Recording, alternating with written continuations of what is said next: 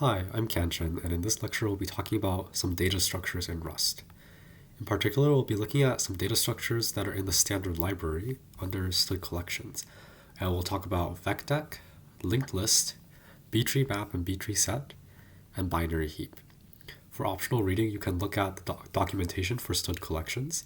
So maybe another collection you've probably used is like vec. This also falls under this library. So it's kind of like basically all the data structures that Rust provides in its standard library.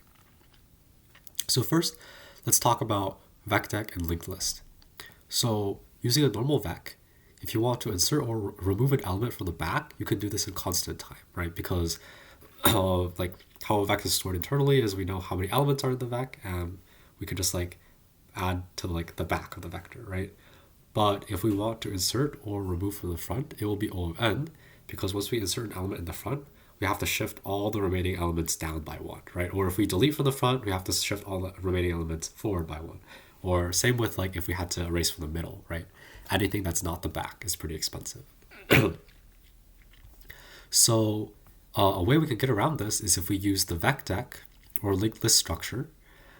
Both of these will let you insert or remove from the front or the back in constant time. Fun fact is deck here stands for a double-ended queue, and it basically combines both a stack and a queue, right? You can access the front or the back, and you can insert or remove from both ends. So what are the differences between the vecdeck and linked list structs, or like data structures, right? So their interface is very similar. You can do pretty much the same things with them, but where they differ is how they're implemented under the hood. So vecdeck is implemented with a ring buffer, which looks something like this. So we have some like elements in memory, and we maintain a pointer to the head element and a pointer to the tail element.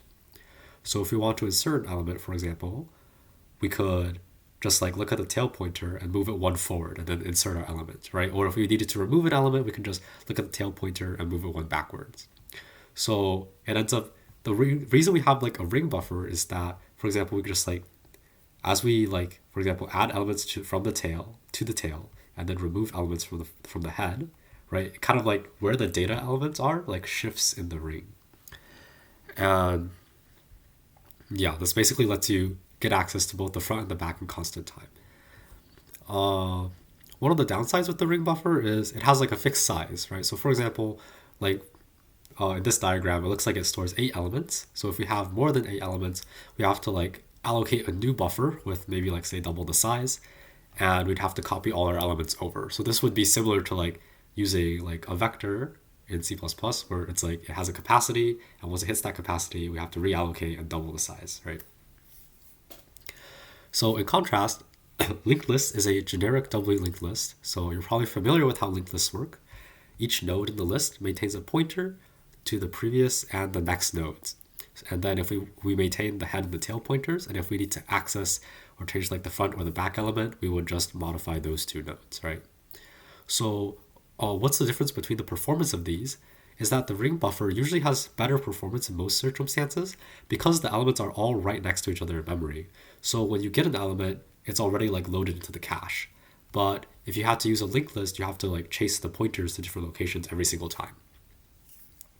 But the one advantage linked list has is that if you need to merge multiple lists, it's rather simple, right? We could just, for example, if we had a list here and a different list that we wanted to merge it with, we could just have the tail of this list point to the head of the next list, and then have the head of the next list point to the tail of this list, right? And it would link together.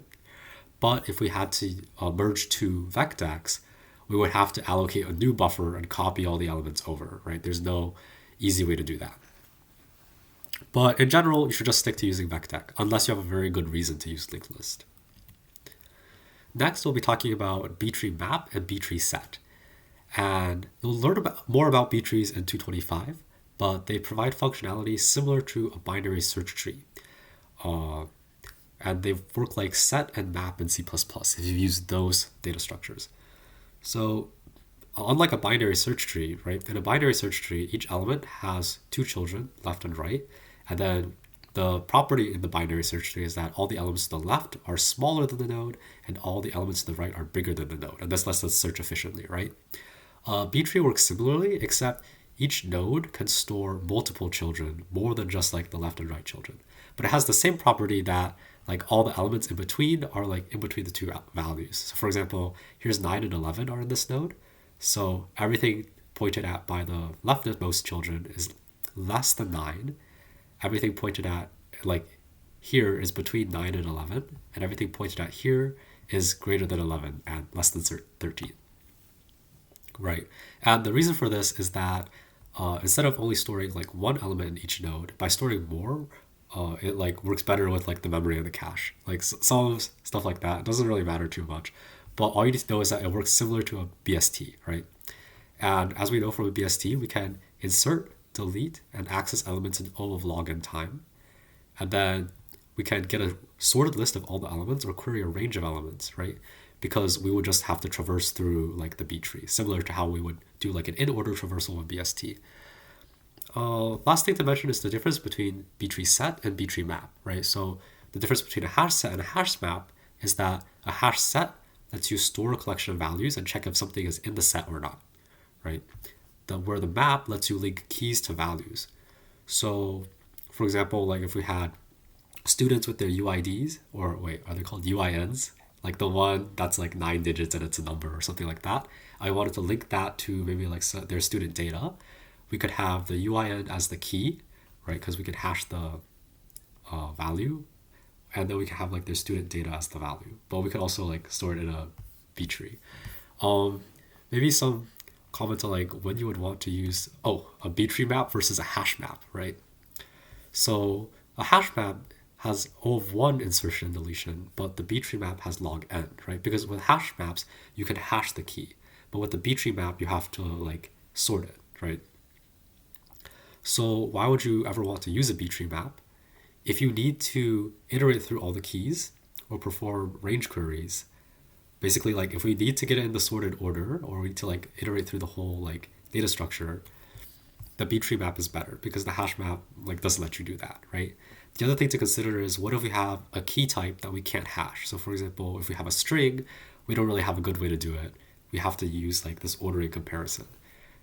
Or if we had some like custom data structure that we don't have a hash function for. So that's some like motivations of when you would want to use a B tree map, B tree set versus a normal hash map.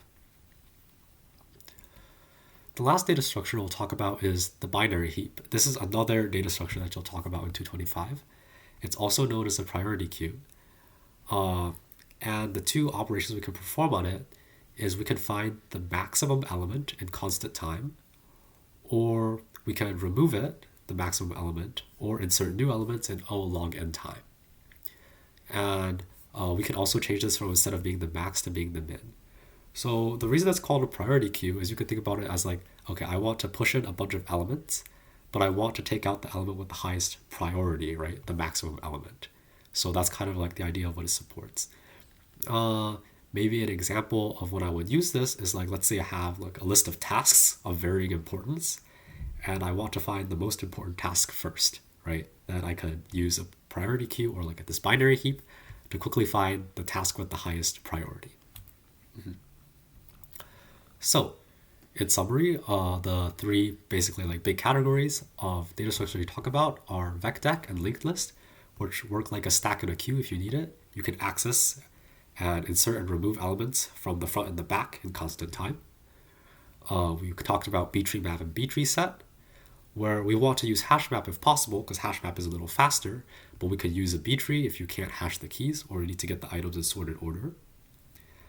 And finally, we talked about binary heap, which lets you quickly get the smallest or the biggest value. So that's all the content for this lecture, and thanks for listening.